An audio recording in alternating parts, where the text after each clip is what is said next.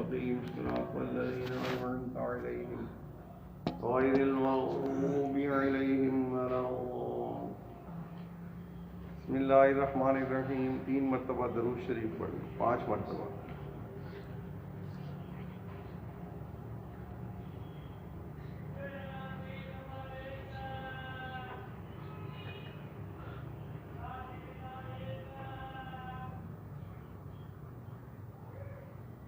بسم اللہ الرحمن الرحیم. کلمہ طیبہ 20 مرتبہ پڑھ لیں. لا الہ الا اللہ محمد رسول اللہ.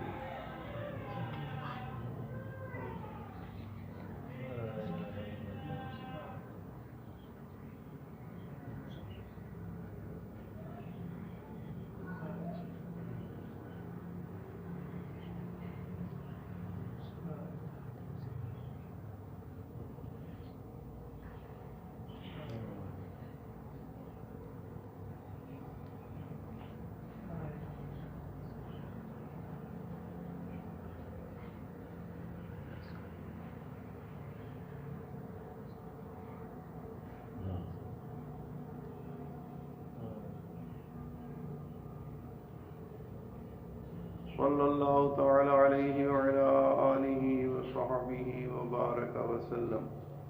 لا نبی بعدہ ولا رسول بعدہ ولا معصوم بعدہ ولا امت بعد امتہ. بسم اللہ الرحمن الرحیم. اللہم صلی علی سیدنا و مولانا محمد النبی الامی وعلی آلہ وصحبہ وبارک وسلم. 5 مرتبہ یہ درود شریف یا کوئی سا درود شریف.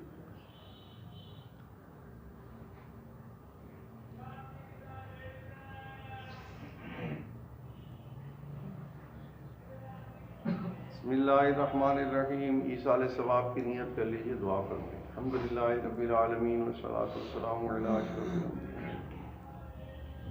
سیدنا و مولانا محمد وعلی آلہ واصحابہ اجمعین. یا اللہ آپ کی توفیق سے جو کچھ پڑھا سب کو حضور نبی کریم صلی اللہ علیہ وسلم کے وسیلے سے اپنے دربار عالیہ میں قبول فرما لیجیے. پھر اس کا ثواب ہمارے آقا حضور پر نور نبی کریم صلی اللہ علیہ وسلم کو ہدیہ فرما لیجیے.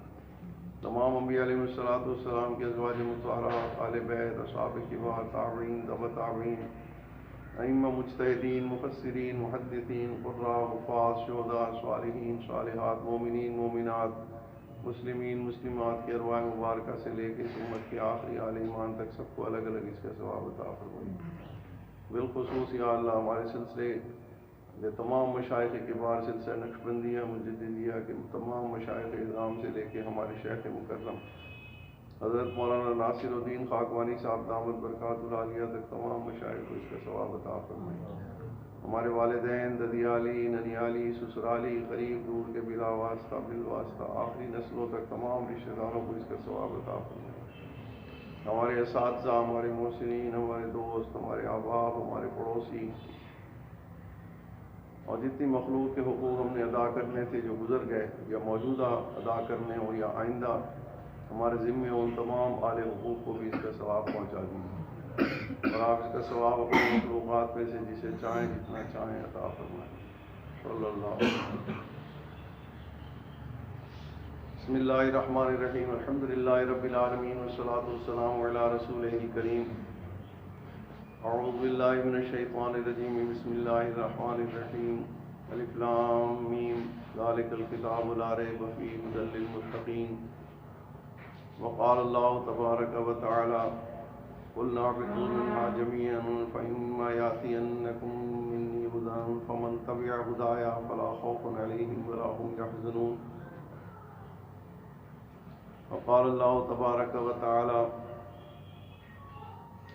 إنا عرضنا الأمانة على السماوات والأرض والجبال فأبين أن يحملنها وأشفقن منها وحملها الإنسان إنه كان ظلوما جهولا.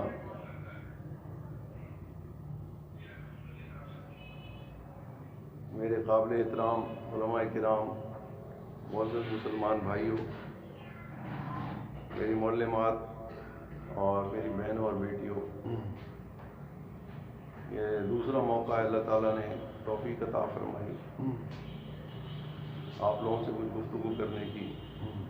مجھے بتایا گیا کہ یہاں پہ یہ دورہ قرآن ابھی شروع کیا ہے 20 روزہ تقریباً، اور اس میں خلاصہ قرآن کے عنوان سے اس کا موضوع رکھا گیا، کیونکہ 20 دن میں پورے قرآن کا ترجمہ سمجھنا تو تقریباً ناممکن ہے، البتہ خلاصہ تو سمجھا جا سکتا ہے.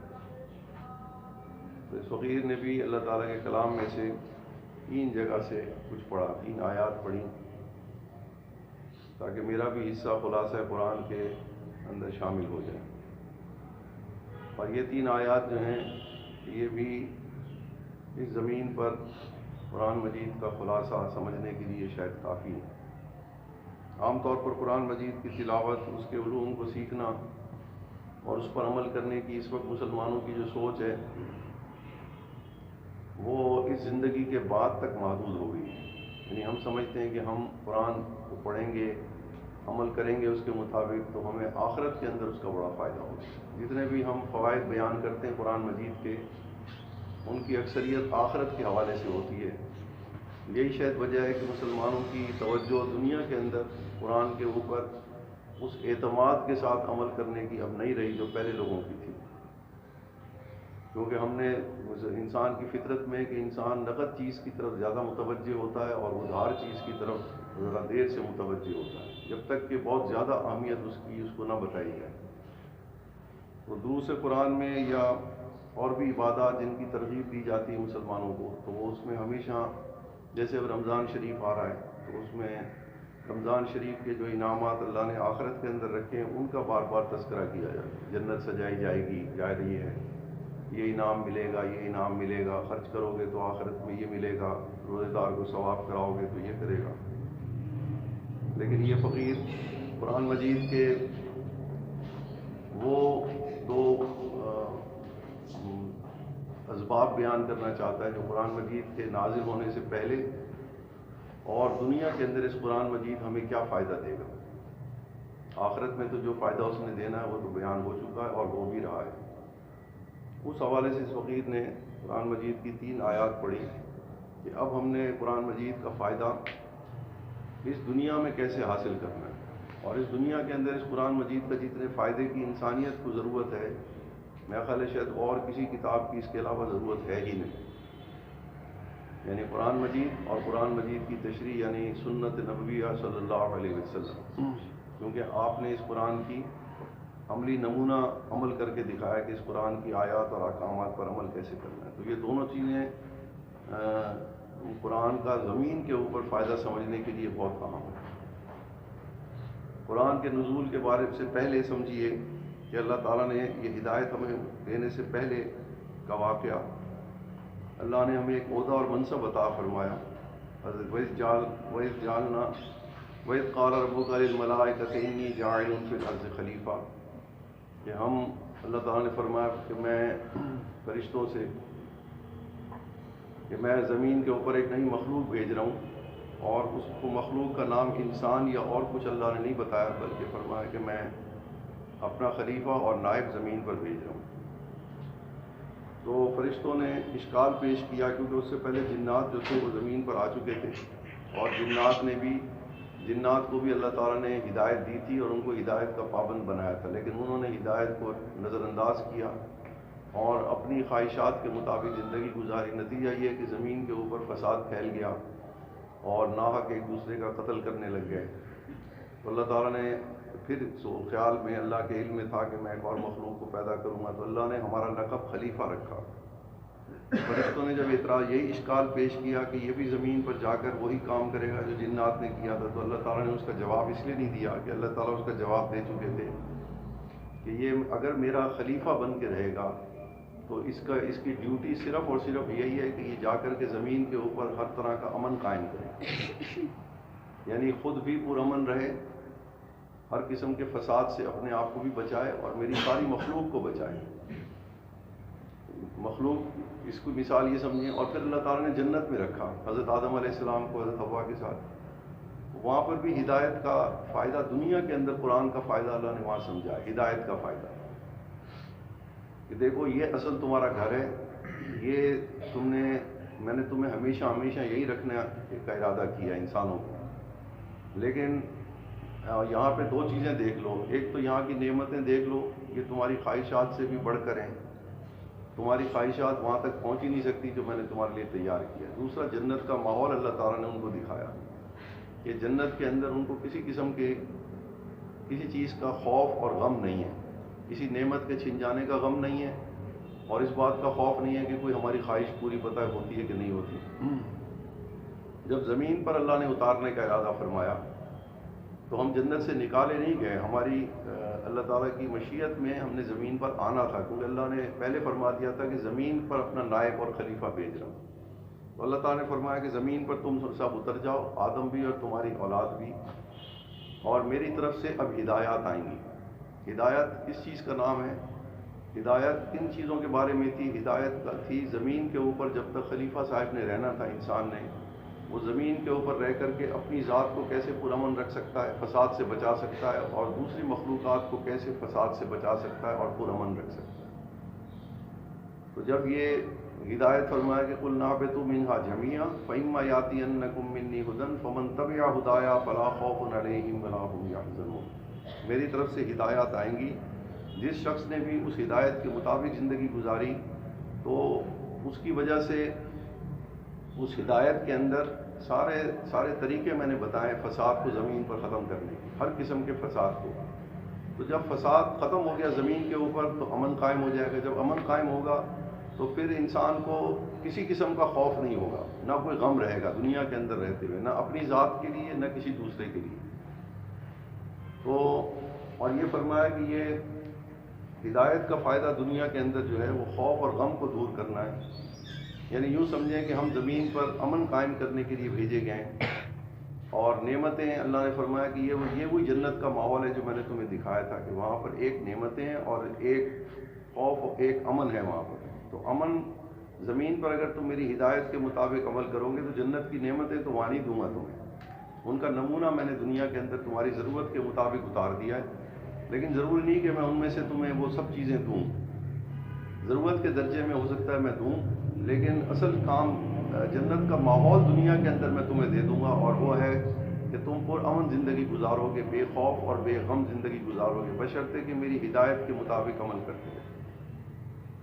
یہ قرآن کا وہ فائدہ ہے جو اس وقت امت محمدیہ بھول گئی ہے، کیونکہ اس کا فائدہ نقد ہے اور ہر وقت ہے، گھر میں بھی، گھر کے باہر بھی، شہروں میں بھی، علاقوں میں بھی، ملکوں کے اندر بھی، کیونکہ ہم امن قائم کرنے کے لیے زمین کے اوپر بھیجے گئے۔ اور دوسرا ساتھ اس لیے اس ہدایت کا نام ہی اللہ تعالیٰ نے پہلی سورہ بقرہ کی آیت میں، کیونکہ ہم نے سورہ فاتحہ میں اللہ سے ہدایت مانگی تھی اہدنا الصراط المستقیم، تو اللہ نے فرمایا کہ لو ہدایات آ گئی میری طرف سے، یہ ہدایات جو ہیں ان کو زیادہ فائدہ دیں گی جو متقین ہیں، جو پرہیزگار ہیں۔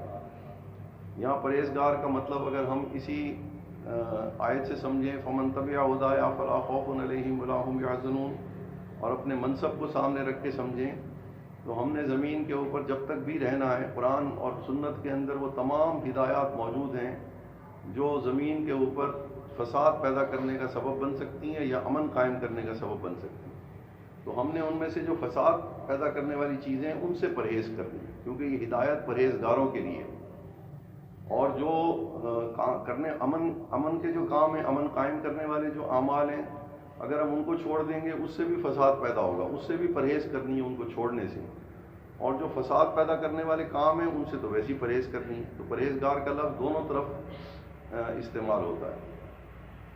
تو اللہ تعالیٰ نے اس ہدایت کے بارے میں فرمایا کہ اس ہدایت سے وہ لوگ فائدہ حاصل کریں گے جو اپنا مقصد اور منصب زمین پہ اترنے کا، زمین پہ آنے کے بعد یاد رکھیں گے، تو وہ ہدایت سے فائدہ لیں گے اور وہ پرہیزگاروں والی زندگی گزاریں گے، یعنی ہمیشہ کوشش کریں گے کہ میں ہر قسم کے ایسے عمل سے، ایسی گفتگو سے، ایسی چال ڈھال سے میں پرہیز کروں جو زمین کے اوپر میری وجہ سے مجھے کسی خطرے میں، خوف یا غم میں مبتلا کر دے، فساد برپا کر دے میری طرف سے، یا دوسروں کے لیے فساد کا سبب بنے اور ان کو میں خوف اور غم میں مبتلا کر دوں۔ اب یہ ہدایت دینے سے پہلے اور زمین پر آنے کے بعد حضرت آدم علیہ السلام کی پیدائش کے وقت تو ہمارا مقصد اللہ نے بیان فرما دیا کہ ہم زمین پر امن قائم کرنے کے لیے اتریں، تو اللہ تعالیٰ نے دوسری جگہ پہ ایک اور اجتماع بھی اوپر کیا، وہ بھی ہمارے زمین پر اترنے سے پہلے، اس میں ہم سب موجود تھے۔ وہ اللہ نے فرمایا کہ اب امن کا فارمولہ اللہ تعالیٰ سمجھا رہے ہیں آسمانوں پر ہماری روحوں کو۔ انا عرضنا الامانۃ علی السماوات والارض والجبال فابین ان یحملنها واشفقن منها وحملها الانسان انه کان ظلوما جہولا۔ اللہ تعالیٰ نے چونکہ یہ ذمہ داری امن قائم کرنے کی ہمیں دینی تھی، تو اللہ نے ایک اجتماع کیا، اس میں ہم سب کی روحوں سے اللہ تعالیٰ نے ایک عہد لیا، وعدہ کیا، اور وعدہ یہ کیا کہ میں ایک امانت دینا چاہتا ہوں۔ سب مخلوقات اس اجتماع میں جمع تھی، اللہ نے فرمایا کہ میں ایک امانت دینا چاہتا ہوں۔ کون سی مخلوق ہے جو مجھ سے وہ امانت لے، اور جس مخلوق کو میں کہوں اس مخلوق کو وہ امانت دے دے۔ تو ساری مخلوقات نے ہاتھ کھڑے کر دیے کہ ہم تو یہ اتنا بڑا بوجھ نہیں اٹھا سکتے کہ ہم آپ سے امانت لے کے اور دوسری مخلوقات کو پہنچائیں گے، لیکن میری اور آپ کی روحوں نے اقرار کیا کہ ہم وہ امانت اٹھائیں گے۔ تو حالانکہ اس وقت ہماری روحوں کو علم بھی نہیں تھا کہ امانت ہے کیا چیز، اس کی تفصیل کیا ہے اور دینی کیسے، یہ پتہ نہیں تھا۔ اس لیے اللہ نے فرمایا انہ کان ظلوما جہولا، اس نادان کو دیکھو کہ ابھی میں نے امانت کا نام ہی لیا ہے اور اس نے حامی بھر لیے دینے کی، ابھی اس کو پتہ ہی نہیں ہے کہ امانت ہے کیا، دینی کیسے، یہ بھی اس کو نہیں پتہ، اس لیے ظلوما جہولا فرمایا۔ اور دوسرا یہ بھی اس کے اندر یہ بات بھی تھی کہ اگر زمین پر آ کر ہم نے امانت کا علم حاصل نہیں کیا کہ امانت کیا ہے، تو ہم جاہل رہے، اصل میں پھر اللہ کی نظر میں ہم جاہل رہیں گے۔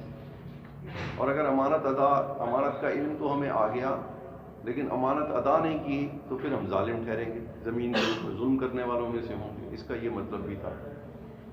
تو اب امانت جو تھی وہ کیا تھی، زمین کے اوپر امن کیسے قائم ہوگا؟ اس وقت اگر آج کی دنیا کے دور میں دیکھا جائے تو کافر بھی اس فطرت کو، کیونکہ کافر کی روح بھی، جس نے بے شک پیغمبر کی تعلیمات کو قبول نہیں کیا کسی کافر نے بھی، مگر اس کی فطرت کے اندر بھی سب سے زیادہ عام ترین چیز زمین کے اوپر رہتے ہوئے پرامن زندگی ہے۔ وہ زندگی کے اندر زندگی کو ہمیشہ پرامن دے رکھنا چاہتا ہے، اپنی زندگی کو بھی، اور کوشش کرتا ہے کہ دوسروں کو بھی میری وجہ سے تکلیف نہ پہنچے۔ اسی وجہ سے آپ دیکھیے کہ اس فکر کی وجہ سے پوری دنیا کے سربراہان نے ایک ادارہ قائم کیا جس کو اقوام متحدہ کہتے ہیں۔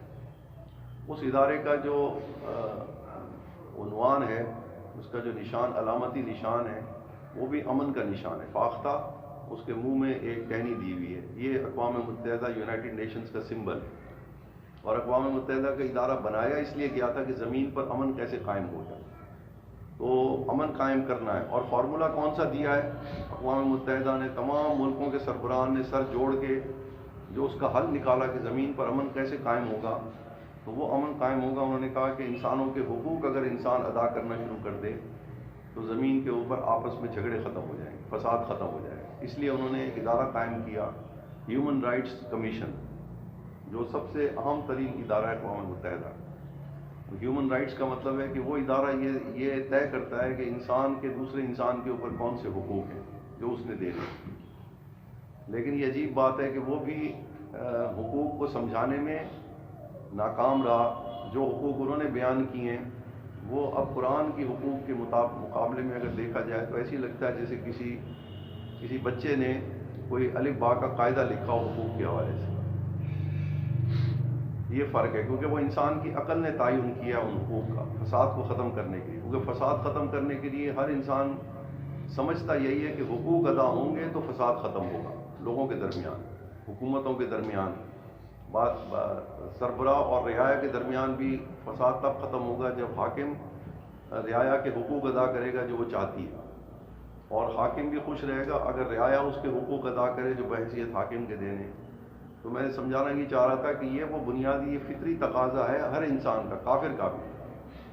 تو ہم زمین کے اوپر امن قائم کرنے کے لیے آئے، اور جب امن قائم ہوگا تو خوف اور غم دور ہو جائے گا۔ اب وہ جو امانت تھی، مفسرین نے لکھا ہے وہ امانت کیا تھی، تو اس کی غالب رائے مفسرین کی یہ گئی ہے کہ وہ امانت اصل میں حقوق تھے، اور حقوق ہم نے زمین کے اوپر آ کر کے ہم نے حقوق ادا کرنے تھے۔ کس کس کے؟ اللہ تعالیٰ کا حق ادا کرنا تھا، اللہ کے نبیوں کا حق ادا کرنا تھا، انسانوں کے حقوق ادا کرنے تھے۔ یہ تین، حقوق اللہ اور حقوق العباد، یہ حقوق تو اللہ تعالیٰ نے پچھلی امتوں کو دیے۔ لیکن جب ہماری امت کی باری آئی تو اللہ تعالیٰ نے اس اجتماع کے اندر چونکہ ساری مخلوقات جمع تھی، بے جان مخلوق بھی تھی، پہاڑ تھے، آسمان تھے، زمین تھی، تو اللہ تعالیٰ نے وہ مخلوق ابھی منتظر تھی کہ ہمارے حقوق کب ادا کرے گا انسان۔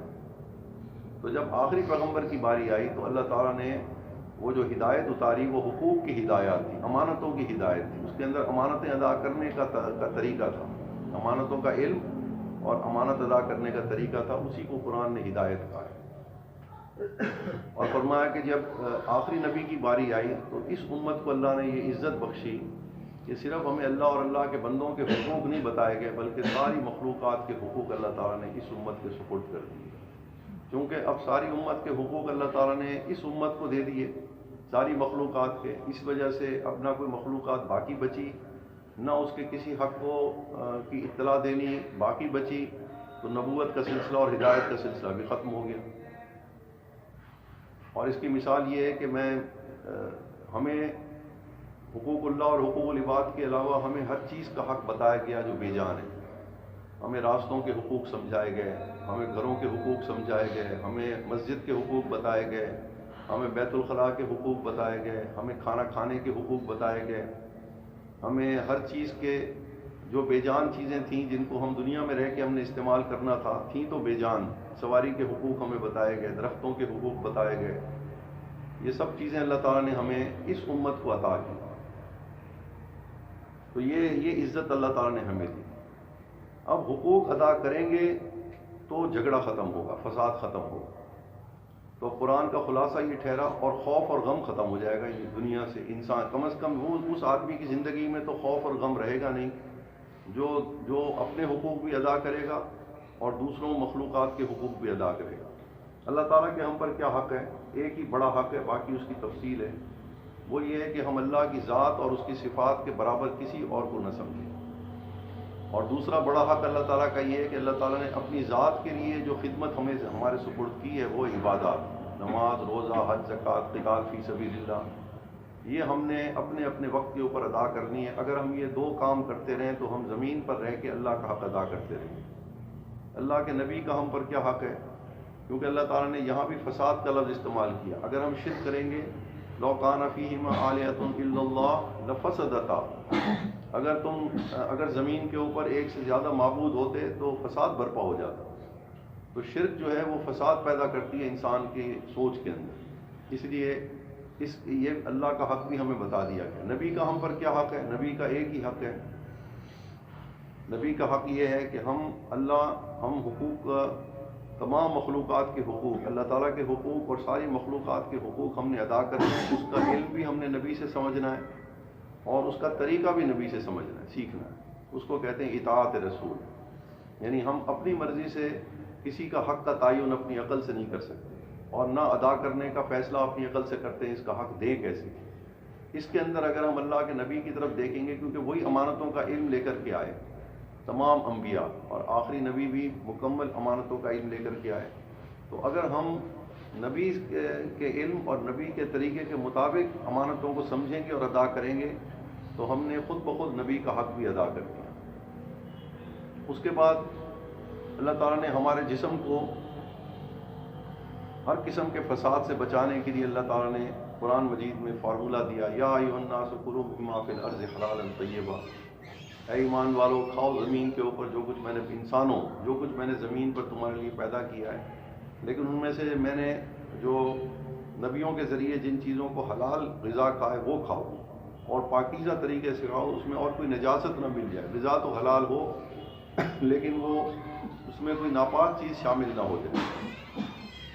اس کی ایک الگ تفصیل ہے، لیکن میں صرف خلاصے کے طور پر عرض کر رہا ہوں۔ یہ اللہ تعالیٰ نے انسانوں کے جسم کو فساد سے بچانے کے لیے ایک فارمولہ پیش کیا کہ جسم کا حق یہ ہے اس کو صحت مند رکھنے کا، ہر قسم کی بیماری سے بچانے کا، کہ تم یعنی وہ بیماری جو ہم اپنی طرف سے اپنے جسم کو بیمار کر سکتے ہیں، فرمایا حلال غذا کھاؤ اور پاکیزہ کھاؤ۔ دوسری جگہ فرمایا کلوا واشربوا ولا تسرفوا، کھاؤ اور پیو زمین پر جو میں نے تمہارے لیے پیدا کیا انسانوں کے لیے، لیکن اتنا زیادہ نہ کھا پینا شروع کر دو کہ تمہارے جسم میں فساد اور بیماری پیدا ہو جائے۔ تو اللہ تعالیٰ نے ہمیں اپنے جسم کو فساد سے بچانے کے لیے اللہ تعالیٰ نے یہ ہمارے جسم کا حق بیان کیا اپنے کلام کے اندر۔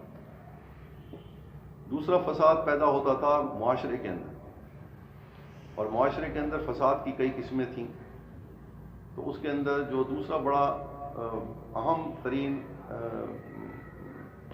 ذریعہ تھا وہ تھا انسان کی وضاقت اور لباس. اس لیے اللہ تعالیٰ نے فرمایا کہ اے بنی آدم، میں نے تمہیں، اے اولاد آدم، میں نے تمہارے لیے لباس اتارا، یعنی لباس پہننے کا طریقہ میں نے تمہیں انبیاء کے ذریعے سکھایا. وہ لباس التقویٰ ذالک خیر، ایسا لباس جو تمہارے جو فساد ختم کرنے کا ذریعہ بن جائے، وہ لباس سب سے بہتر ہے اگر تم پہنو. کیونکہ دوسرا سبب دنیا کے اندر دنیا کے امن کو خراب کرنے کا انسان کا لباس بن سکتا تھا. تو اللہ تعالیٰ نے لباس التقویٰ کا ذکر خاص طور پر کیا. وہ کون سا لباس ہے جو دوسروں کو بھی فساد سے بچاتا ہے اور اس کی بندے کی اپنی عزت بھی محفوظ رکھتا ہے؟ وہ لباس ہے جو انبیاء نے بتایا. مرد کے لیے ناف سے لے کے گھٹنے سے نیچے تک کا حصہ دوسرے مرد سے چھپانا فرض قرار دے دیا گیا. یہ اتنے باریک کپڑے سے بھی نہیں چھپایا جا سکتا جس سے اس کے اعضاء کی ساخت اور شیپ ظاہر ہو کہ اس کی رانیں کتنی موٹی ہیں، یہ اس کی جسم کا حصے کی بناوٹ ظاہر نہ ہو. نہ اتنا چست پہن سکتا ہے مرد یہ لباس کہ دوسرے مرد کو اس کے جسم کی یہ ساخت سمجھ میں آئے کہ یہ اس کا دھڑ جو ہے، نچلا دھڑ، وہ کس قسم کا ہے. کیونکہ اس جسم کے اس حصے کو دیکھنے کے ساتھ ہی ایک مرد کی دوسرے مرد کے طبیعت کے اندر فساد پیدا ہو سکتا ہے. دوسرا مرد کے لیے سر کا ڈھانپ کے رکھنا اور داڑھی کا رکھنا اور ٹخنوں کا ننگے رکھنا یہ بھی واجب قرار دیا گیا. اگرچہ اس وقت اس کا تذکرے کی ضرورت نہیں تفصیل کی، لیکن میں وضع اور قطع سمجھا رہا ہوں. لباس التقویٰ کہ یہ وہ چیز ہے، یہ تین چیزیں مرد کی جو ساخت ہیں، یہ انسان کو خود بھی فساد سے بچا سکتا ہے اور دوسروں کو بھی بچا سکتا ہے. عورت کے لیے لباس التقویٰ یہ ہے کہ وہ غیر محرم کے آگے سوائے اپنی 2 آنکھوں کے اور 2 ہتھیلیوں کے باقی جسم کا کوئی حصہ ظاہر نہیں کر سکتی، اور اس نے پردے میں رکھنا ہے. اس وقت دنیا کے اندر دوسرے بڑے فساد کا سبب جو ہے انسانوں کے اندر، وہ لباس ہی اس کا سبب بن رہا ہے. ہم اس کو آخرت کے لیے داڑھی کو، سر ڈھانپنے کو، ٹخنے ننگے رکھنے کو اور یہ لباس کو ہم آخرت کے حوالے سے ہی اس کا تذکرہ کرتے ہیں. عورتوں کو پردے کی ترغیب بھی اس لیے دی جاتی ہے کہ بھئی پردہ کرو، آخرت کے اندر قبر میں بڑی سزا ملے گی اگر تم کھلے بالوں کے ساتھ باہر جاؤ گی. تو اصل مقصد تو اس کا تھا زمین کے اوپر عورت کے وجود سے اس کی عزت محفوظ رکھنی اور دوسروں کی عزت محفوظ رکھنی. اس لیے یہ فقیر آج کے دور میں یہ فساد صرف لباس کو نبی کی ہدایت کے مطابق جو اللہ کی طرف سے فساد ختم کرنے کے جو فارمولے آئے تھے، ان میں سے دوسرا بڑا فارمولہ تھا لباس کا، کہ وہ فساد بڑا پیدا کر سکتا تھا. اس فساد کو، اس امن کے فارمولے کو نہ سمجھنے کی وجہ سے اس وقت دنیا کے اندر انسانوں کے اندر 3 بڑے بڑے فتنے پیدا ہو گئے. ایک مرد کی مرد سے شادی، ایک عورت کی عورت سے شادی، اور اس کے باقاعدہ عوام الناس کے اندر اس کا اتنا تقاضا ہے کہ اس کے اوپر قانون بنانے کے اوپر حکومتیں مجبور ہو گئیں، کفر کی حکومتیں. اور وجہ اس کی کیا ہے؟ وجہ صرف یہی لباس ہے. کیونکہ اور اس کو سمجھانے کے لیے کہ یہ لباس فساد کا سبب کیسے بن سکتا ہے، یہ فقیر اس کی مثال دیا کرتا ہے کہ آج اقوام متحدہ کے پلیٹ فارم پہ جو امن قائم کرنے کا ادارہ ہے دنیا کے اندر، ان کو یہ سمجھانے کے لیے کہ لباس بھی امن کے اندر بڑا کردار ادا کرتا ہے. وہاں پر 3 لڑکوں کو کھڑا کر دیا جائے، ایک بالکل بیریش ہو جس نے صرف کاسٹیوم پہنا ہوا ہو، باقی سارا بدن ننگا ہو اس کا. ایک وہ بچہ ہو جس نے بالکل چست لباس پہنا ہو اور اس کی بیریش ہو، داڑھی اس کی نہ ہو. تیسرا وہ نوجوان بچہ ہو جس کی داڑھی بھی ہو، سر بھی اس نے ڈھکا ہوا ہو اور کھلا لباس پہنا ہو جس سے اس کی سطر جو ہے وہ ظاہر نہ ہو، ٹخنے بھی اس کے ننگے ہوں. ان 3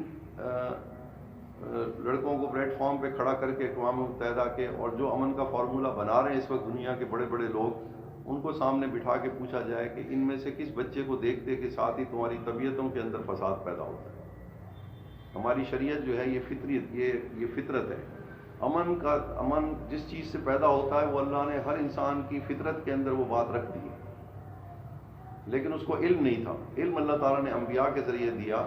جب وہ علم آ گیا تو اس کی فطرت نے فوراً قبول کر لیا کہ واقعی یہی وہ صحیح طریقہ تھا اس راستے سے امن قائم کرنے. اسی طرح سے عورتوں کی اس وقت جو عزتوں کے اوپر حملے ہو رہے ہیں اس کا سبب بھی یہی بے پردگی اور بے لباسی ہے.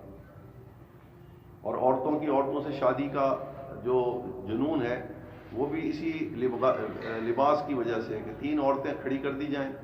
ایک عورت جو ہے وہ بالکل معمولی سا لباس پہن کے کھڑی ہو, باقی بدن اس کا ننگا ہو. دوسری عورت وہ جس نے بڑا چست لباس پہنا ہو, بال اس نے کھولے ہوئے ہوں. تیسری عورت وہ جس نے پورا عبائے سے اور پورے اپنے پورا جسم ڈھانکا ہوا ہو سوائے آنکھوں کے. اور اسی پلیٹ فارم کے اوپر عورتوں کو بٹھا کے پوچھا جائے کہ کس عورت کو دیکھتے ہی تمہاری طبیعتوں میں فساد پیدا ہو. مردوں کا تو ہوتا ہی ہوتا ہے مردوں کو, لیکن عورتوں کو بھی فساد پیدا ہو سکتا ہے عورت کے اس لباس سے. اس لیے عورت کے لیے بھی دوسری عورت کا جسم دیکھنا حرام قرار دے دیا گیا, یہ سطر کا جو حصہ ہے, کیونکہ اس سے اس کی طبیعت میں فساد پیدا ہو سکتا تھا اور وہ برائی کی نیت سے اس کے قریب جا سکتی تھی. مرد نے تو جانا ہی جانا تھا, لیکن عورتوں کے اندر بھی, اور مردوں کا مردوں کی طرف رجحان, عورتوں کا عورتوں کی طرف رجحان, یہ اپنے جسم کا حق انبیاء کے ذریعے سے نہ سمجھنے کی وجہ سے اس وقت دنیا کی اکثریت آبادی جو ہے وہ اس فساد کے اندر مبتلا ہے کہ عزت محفوظ نہیں. تیسرا جو فساد کا ذریعہ ہے وہ ہیں حقوق, بندوں کے حقوق. ان میں سے 3-4 بڑے بڑے حقوق ہیں, وہ میں سب عرض کر کے اپنی بات ختم کرتا ہوں. پہلا فساد جو ہمارے گھروں کے اندر ہے وہ والدین اور اولاد کے درمیان جھگڑا ہے اور فساد ہے. وہ گھروں کے اندر یہ امن ختم ہو گیا ہے. والدین ہمیشہ اولاد کی طرف سے شکوہ اور شکایت اپنے دل میں رکھتے ہیں. تو قرآن نے اور حضور صلی اللہ علیہ وسلم نے اولاد کو والدین کے حقوق بتائے کہ اگر والدین کے یہ حقوق اولاد ادا کرتی رہے گی تو والدین ہمیشہ جب تک زندہ رہیں گے ان کے دل میں اولاد کی طرف سے کوئی خوف اور غم ان کو نہیں پہنچے گا. فرمایا ایک تو یہ کہ ان کا جائز کاموں کے اندر ماں اور باپ کا کہنا خوشی سے مانتی رہے اولاد, جو بھی وہ کام کہیں وہ خوشی سے کر دے. اگر نہ کر سکے تو فرمایا کہ معافی مانگ کے اپنا حق ان کو راضی کر لیں. دوسرا یہ کہ جب وہ بڑھاپے میں پہنچ جائیں ان میں سے کوئی ایک, تو ان کی عقل جو ہے وہ ہو سکتا ہے کہ پورے طریقے سے ٹھیک کام نہ کرے, صحیح نہ سوچے, وہ ضرور غلط بات کہہ سکتے ہیں. تو جب وہ کوئی غلط بات کہیں تو اولاد کو منع کر دیا کہ ان کی غلط بات کے اوپر ان کو ٹوکنا منع. اس کو قرآن نے اف کے لفظ سے تعبیر کیا. اف کا مطلب ہے کہ اگر وہ غلط بات کہیں بھی صحیح تو ان کو یہ کہنا بھی غلط ہے کہ آپ بجانا آپ غلط بات کر رہے ہیں, امی جان آپ نے یہ بات ٹھیک نہیں کہی. دوسرا والدین, اولاد بھی والدین سے ناراض ہے آج کل, وہ بھی کہتی ہے والدین میرے ساتھ اچھا سلوک نہیں کر رہے. وہ کون سے حقوق ہیں جو والدین نے اولاد کو نہیں دیے یا نہیں دے رہی جس کی وجہ سے اولاد ماں باپ سے ناراض ہے؟ وہ 5 حقوق ہیں بڑے بڑے. پہلا حق تو یہ ہے کہ اولاد جیسی پیدا ہو اس کا نام والدین کو چاہیے کہ اچھا رکھیں. دوسرا یہ کہ بالغ ہونے سے پہلے اس کو یہی سمجھائیں کہ تم کہاں سے آئے ہو, تم زمین پر کس لیے بھیجے گئے ہو اور کہاں جانا ہے ہمیں. تو زمین پر رہتے ہوئے ہماری ذمہ داری کیا ہے, اس کو کہتے ہیں دین اور شریعت کا علم. تو حضور صلی اللہ علیہ وسلم نے فرمایا کہ بہترین تحفہ جو کوئی والد اپنی اولاد کو دے سکتا ہے دنیا کے اندر وہ اس کو اسلام کے آداب سکھا دے, اسلامی زندگی کا طریقہ سکھا دے. اور یہ علم دینا والد کے ذمہ ہے اپنی بیٹی اور بیٹے کو, فرض علم. تیسرا حق یہ ہے کہ تیسرا بڑا حق جو اس وقت فساد کا سبب ہے ہمارے گھروں کے اندر وہ ہے اولاد کے اندر برابری نہ رکھنا. حضور صلی اللہ علیہ وسلم نے فرمایا کہ اولاد کے اندر یہ حق ہے کہ تمام بچے اور بچیوں کو اپنی اولاد کو ایک ہی نظر سے دیکھا جائے, رویہ ان کے ساتھ سب کے ساتھ ایک جیسا ہو. کسی ایک بچے کو دوسرے بچے سے زیادہ اس کے سامنے محبت نہ دی جائے اور اس کو زیادہ نہ چڑھایا جائے. اور جو بچہ سست ہے کسی وجہ سے کام میں اتنا تیز نہیں ہے دوسرے بچے کے مقابلے میں, تو اس کی بے عزتی دوسرے بچوں کے سامنے نہ کی. اگر سمجھانا بھی ہے تو تنہائی کے اندر اس کو سمجھایا جائے. اگر تنبیہ کی ضرورت ہے تو تنبیہ بھی کی جائے, لیکن تنہائی کے اندر کی جائے. اور پھر اس کے ساتھ اس کو ایسی محبت دی جائے کہ وہ سختی والدین کی بھول جائے. تو یہ تیسرا بڑا حق ہے جو اس وقت ہم ادا نہیں کر رہے اولاد کا, وہ ہے اولاد کے اندر برابری رویے کے اعتبار سے. بلکہ اولاد تو اولاد رہی. حضور صلی اللہ علیہ وسلم نے فرمایا کہ اگر تمہارے بچے کے ساتھ کوئی پڑوس کا بچہ آ جائے کھیلتا ہوا تو صرف اپنے بچے کو اگر تم نے کوئی چیز دینی ہے تو پڑوسی کے بچے کو بھی وہی چیز دو. اولاد تو اولاد رہ گئی, ان کے اندر تو برابری کرنی ہے آپ. چوتھا حق یہ ہے جس سے ہمارے گھروں میں فساد پیدا ہو رہا ہے وہ ہے لڑکی کا شرعی پردہ. یہ والد کے ذمہ ہے کہ جیسی لڑکی بالغ ہو جائے تو اس کا شرعی پردہ کرا دیا جائے تاکہ اس کی عزت جو ہے وہ تمام لوگوں سے محفوظ ہو جائے.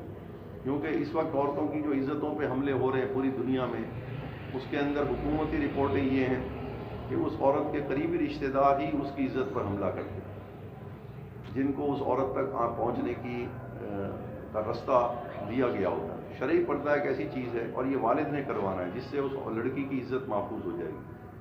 پانچواں بڑا حق یہ ہے کہ جیسی لڑکی بالغ ہو تو اس کے نکاح کی فکر کریں والد، کیونکہ یہ اس کی جسمانی ضرورت ہے، اور اتنی ضرورت ہے جسمانی کہ لڑکی کو نکاح کی ضرورت مرد کے مقابلے میں 10 گنا زیادہ ہے۔ وہ اپنی حیا کی وجہ سے کہتی نہیں ہے، اس کا اظہار نہیں کرتی، لیکن چاہتی وہ یہی ہے۔ اور آپ دیکھیں کہ فطری طور پر بچی جو ہے بڑی ہونے کے بعد وہ اپنا گھر اپنے والدین کو نہیں کہتی، شادی سے پہلے بھی وہ یہ کہتی ہے کہ میں جب اپنے گھر جاؤں گی تو یہ کروں گی، میں جب اپنے گھر جاؤں گی تو یہ کروں گی۔ اس سے پوچھا جائے بھی تم جس گھر پہ رہ رہی ہو یہ تمہارا نہیں ہے؟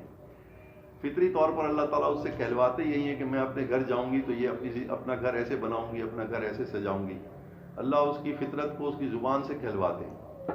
تو لڑکی بالغ ہونے کے ساتھ ہی پانچواں حق یہ ہے والد کا کہ اس کے نکاح کی کوشش شروع کر دے، بے شک نکاح جب بھی ہو۔ یہ 5 حقوق اگر والدین اولاد کو دیتے رہیں گے تو اولاد ہمیشہ ان سے راضی رہے گی، کوئی فساد پیدا نہیں ہوگا۔ تیسرا جھگڑا ہے ہمارے گھروں کے اندر بہن بھائیوں کے درمیان۔ حضور صلی اللہ علیہ وسلم فرمایا سل من قطع کا قرآن نے فرمایا وبالوالدین احسانا وبذی القربیٰ۔ دوسرا حق ہے کہ رشتہ داروں کے ساتھ ہم آپس میں جوڑ کے رکھیں، وہ ہم اپنے رویے سے بے شک ہم سے تعلقات ختم کر لیں لیکن ہم ان کے ساتھ تعلقات کبھی بھی ختم نہ کریں۔ ادفع باللتی ہی احسن، کہ برائی کو بھلائی سے تبدیل کرتے رہو، آہستہ آہستہ اللہ تعالیٰ اس کے دل میں تمہاری محبت ڈال دیں گے اور پھر تمہارے ساتھ ایسی ہو جائے گا جیسے کہ وہ پہلے تھا۔ تو اسی طریقے سے پھر عام مسلمانوں کے ہمارے اوپر کیا حقوق ہیں؟ عام مسلمانوں کے حقوق یہ ہیں کہ ہم ہر مسلمان کو وقفظ جناحک للمؤمنین اذلۃ علی المؤمنین، قرآن نے کہا کہ بھئی ہر ایمان والے کے لیے اپنے کندھوں کو جھکا کے رکھو، یعنی اس کو عزت دینے کی کوشش کرو چاہے وہ کسی طبقے سے بھی تعلق رکھتا ہو، اور اس کو اپنے سے عزت کا مطلب ہے کہ اس کے ساتھ ایسا برتاؤ کرو کہ وہ لگے کہ آپ اس کو اپنے سے بڑا سمجھیں، اس کو اکرام کہتے ہیں مسلم۔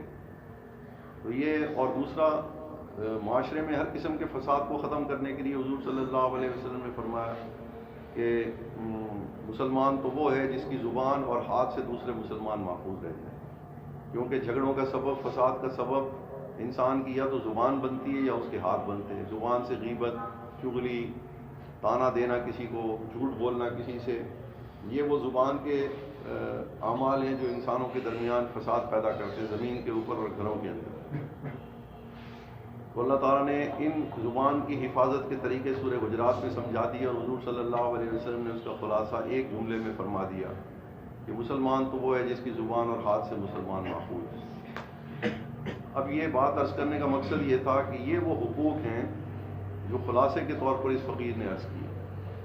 باقی ہمارے ذمے تو غیر انسانوں کے حقوق بھی ہیں، جیسے میں نے عرض کیا مسجد کے بھی ہمیں حقوق سکھائے گئے، ہمیں گھروں کے حقوق بھی سکھائے گئے، ہمیں بیت الخلاء کے حقوق بھی بتائے گئے، راستوں کے حقوق بھی بتائے گئے، راستے میں کیسے چلنا ہے، درختوں کے کیا ہم پر حقوق ہیں، جانوروں کے ہمارے اوپر کیا حقوق ہیں، یہ بھی ہمیں بتائے گئے۔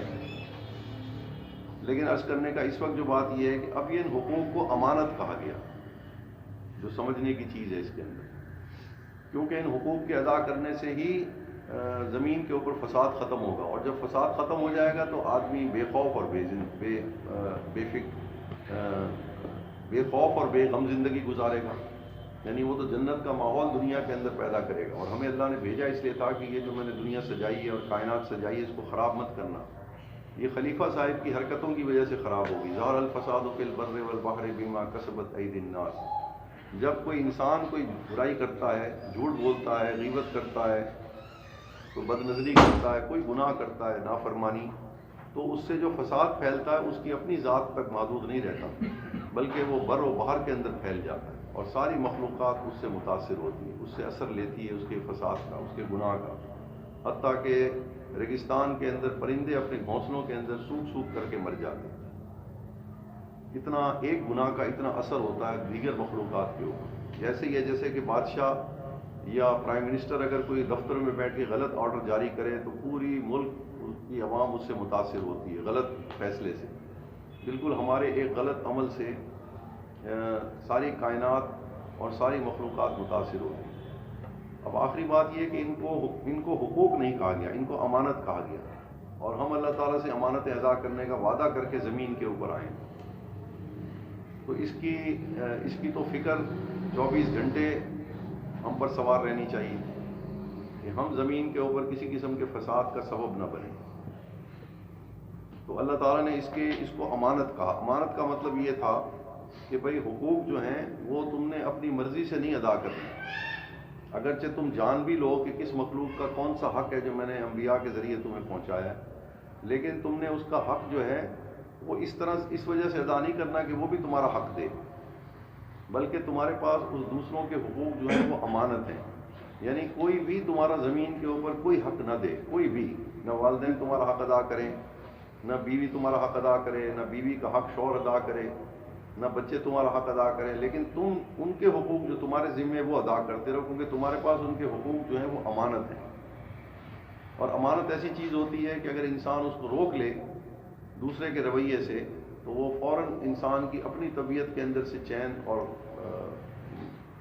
اطمینان ختم ہو جاتا ہے۔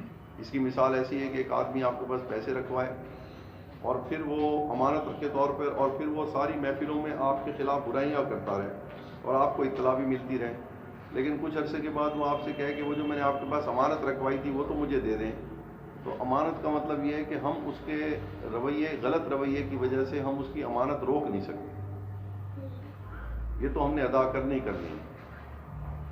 تو ہماری زندگیوں کے اندر جو چین ختم ہو گیا ہے اور ہم مستقل خوف اور غم کی زندگیاں گزار رہے ہیں، اس کی وجہ یہ ہے کہ ہم ہدایت سے ہٹ گئے ہیں، ہم نے حقوق کی پرواہ کرنی چھوڑ دی۔ یہ حقوق درس قائم کرنے سے ادا نہیں ہوتے، یہ حقوق ادا کرنے سے قائم ہوتے۔ یاد رکھیے، فساد ہم نے ختم کرنے کے لیے ہم زمین پر بھیجے گئے، اور ہمارے پاس فساد کا وہ فارمولہ ہے جو یونائٹڈ نیشنز ابھی تک اس کی گرد کو بھی نہیں پہنچ سکا، اس تفصیل کی گرد کو بھی۔ میں پوچھا کرتا ہوں، یونائٹڈ نیشن میں والدین کے کوئی حقوق بیان کیے گئے ہیں چارٹر میں؟ اس میں بیوی کے حقوق بیان کیے گئے ہیں، بیٹی کے حقوق بیان کیے گئے ہیں، اولاد کے حقوق بیان کیے گئے، اس میں تو انسانوں کے حقوق بیان کیے ہیں۔ اور مسلمان بڑے فخر سے کہتے ہیں کہ جی وہ جو آخری خطبہ تھا حجۃ الوداع کا وہی یونائٹڈ نیشنز کا چارٹر ہے۔ مسلمانوں کی شاید اپنی سمجھ اتنی اب نہیں رہی کہ وہ اس چارٹر کو حجۃ الوداع کے ساتھ تشبیہ دینے لگے۔ بنیادی اصول بے شک وہی ہیں، بنیادی اصول، لیکن تفصیل تو وہ نہیں ہے جو حجۃ الوداع کی تفصیل جو اللہ نے قرآن کے اندر بیان کی ہے اور سنت میں بیان کی ہے۔ پھر اس لیے یہ اتنی بڑی ذمہ داری تھی اور یہ اتنا آسان تھا حقوق کا ادا کرنا کہ اللہ تعالیٰ نے اس کے بارے میں قرآن میں فرمایا، الیوم اکملت لکم دینکم واتممت علیکم نعمتی، آج میں نے تمہارے اوپر سب سے بڑا انعام کر دیا کہ تمہیں وہ ہدایت دے دی جس کی وجہ سے تم بے خوف، اگر اس پر عمل کرو تو بے خوف اور بے غم زندگی تم گزارو گے۔ یہ اتنا بڑا انعام میں نے تمہیں دے دیا زمین کے اوپر۔ دوسری جگہ اس کو فرمایا کہ ومن احسن من اللہ حکما لقوم یوقنون، کہ میرے احکامات کو پڑھ کے دیکھو، جاننے کے اعتبار سے اور اس کو ادا کرنے کے طریقے کے اعتبار سے اس سے زیادہ خوبصورت کون سا حکم ہوگا جو تمہاری عقل دے سکتی۔ نبی کے طریقے کو امانتیں ادا کرنے کے طریقے کے بارے میں اللہ نے فرمایا لقد کان لکم فی رسول اللہ اسوۃ حسنہ، دیکھو میرے نبی نے امن قائم کرنے کے لیے جو ہدایات دی ہیں، جو زندگی بسر کی ہے، دیکھو اس سے زیادہ خوبصورت انجام کے اعتبار سے کون سا طریقہ خوبصورت ہو سکتا ہے۔ خلاصہ قرآن یہ ہے کہ ہم زمین پر امن قائم کرنے کے لیے آئیں اور فساد ختم کرنے کے لیے آئیں۔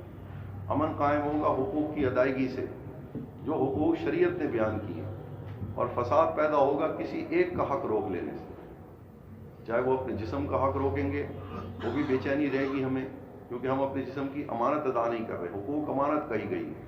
جب بھی انسان کے اندر صداقت اور امانت اس کی فطرت میں اللہ نے رکھی ہے، جب بھی وہ جھوٹ بولے گا یا جھوٹ سنے گا اس کی طبیعت میں فساد پیدا ہو جائے گا۔ جب بھی وہ امانت روکے گا کسی کی تو اس وقت تک اس کو چین نہیں آئے گا جب تک وہ امانت نہ دے دے۔ یہ اللہ نے ہر انسان کی گھٹی میں یہ دو چیزیں رکھی ہیں، صداقت اور امانت۔ اس وجہ سے یہ ہدایت عطا کی گئی۔ اب یہ چیزیں کسی نے کہا کہ بھئی یہ اتنے دروس قائم ہو رہے ہیں، قرآن کے دروس چل رہے ہیں گھروں کے اندر، مساجد کے اندر، لیکن مسلمانوں کی حالت تو روز بروز نیچے کی طرف جا رہی ہے۔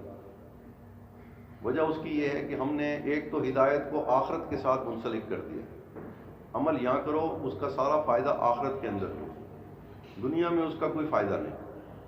ہماری سوچ کا زاویہ ہی بدل دیا گیا ہے۔ بے شک آخرت قائم ہونی ہے، وہاں تو اصل میں امن قائم کرنے کا اجر دیا جائے گا کہ کتنا امن قائم کر کے تم میرے پاس آئے ہو، میری زمین کو کتنا تم نے پرامن رکھا ہے، لوگوں کو میری طرف سے، مخلوق کو کتنی راحت تم نے پہنچائی ہے، اس کا بدلہ دیا جائے گا، وہ بدلہ برحق ہے۔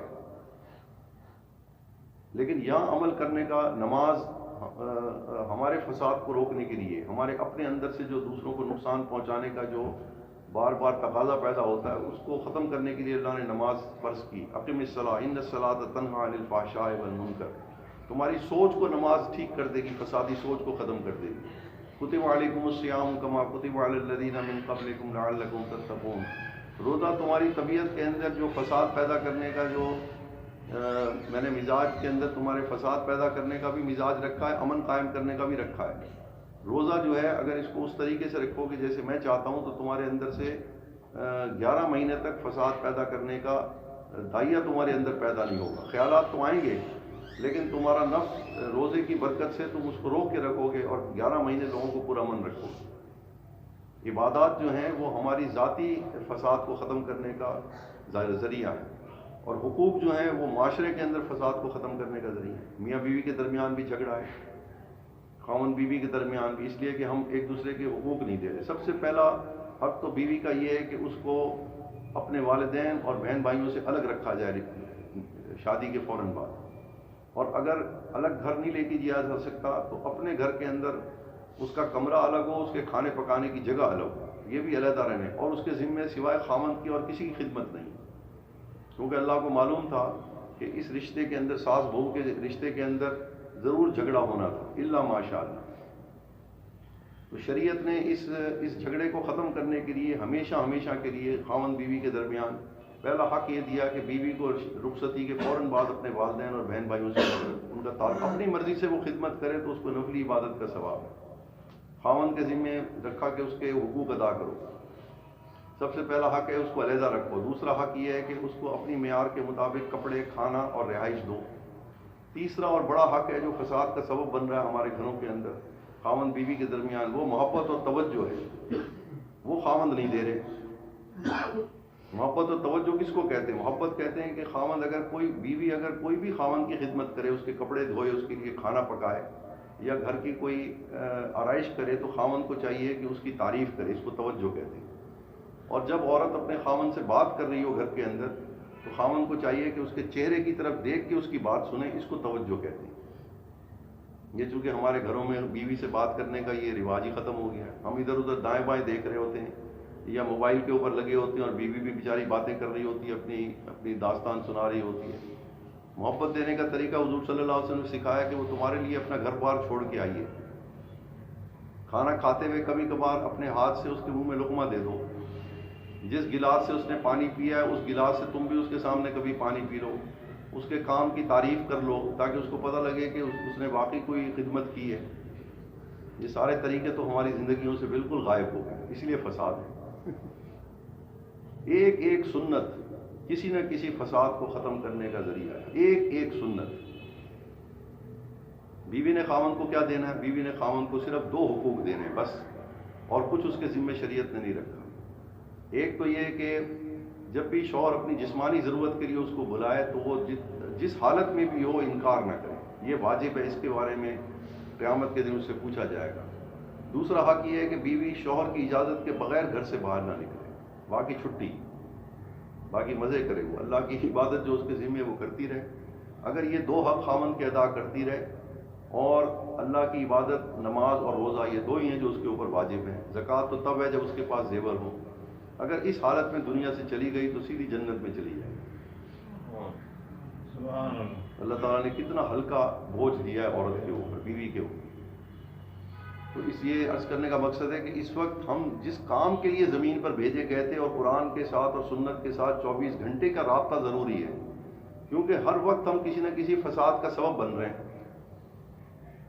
تو تو یہ تو قرآن 24 گھنٹے کی تعلیم، اور اس کے لیے یہ فساد ختم کرنے کے لیے پورے قرآن کو پڑھنے کی ضرورت نہیں ہے. پورے قرآن کو پڑھنا تو صرف اپنے سبق کو تازہ کرنے کے لیے.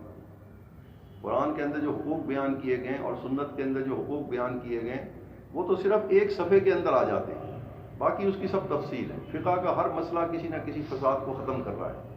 سنت کسی نہ کسی فساد کو ختم کرنے کا حل بتا رہی ہے.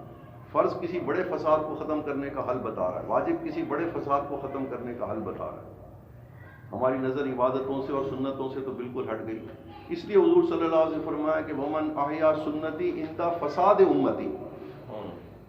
وہاں بھی فساد کا لفظ استعمال کیا، ثواب کا نہیں استعمال کیا.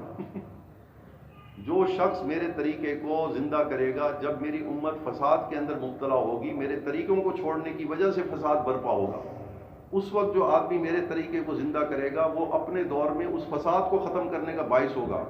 فمن احیانی، گویا اس نے مجھے زندہ کیا. معمولی اجر ہے. ہم تو کہتے سنتی تو ہے. ذرا غور سے سنتوں کو پڑھیے. کوئی ایک سنت ایسی نہیں جو بڑے سے بڑے فساد کو روکنے کا ذریعہ بن گئی. یہی میاں بیوی کے تعلقات جو ہیں، یہ محبت اور توجہ، یہ سنت ہے، یہ فرض واجب تو نہیں ہے، لیکن یہ ساری زندگی کی محبت کیش کروانے کا ذریعہ ہے بیوی سے. صرف 3-4 اعمال ہے. بلکہ فرمایا بیوی کے پاس جب بیٹھو تو مسواک کر کے اس کے پاس جا کے بیٹھو.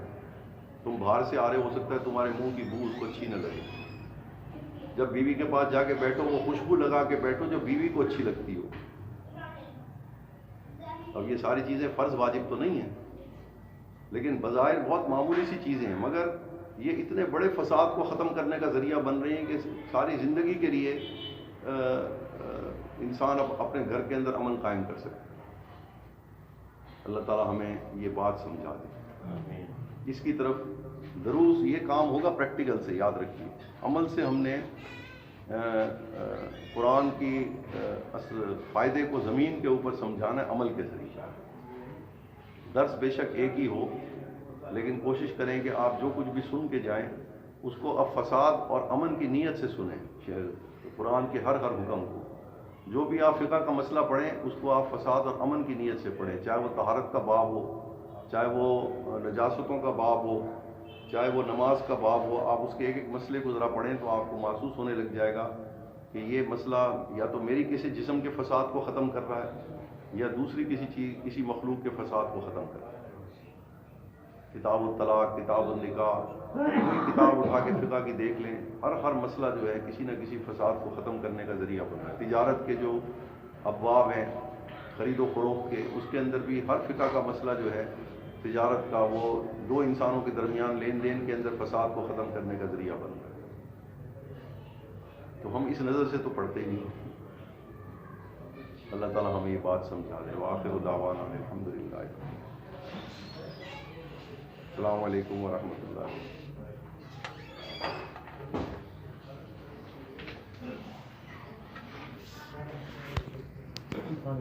نہیں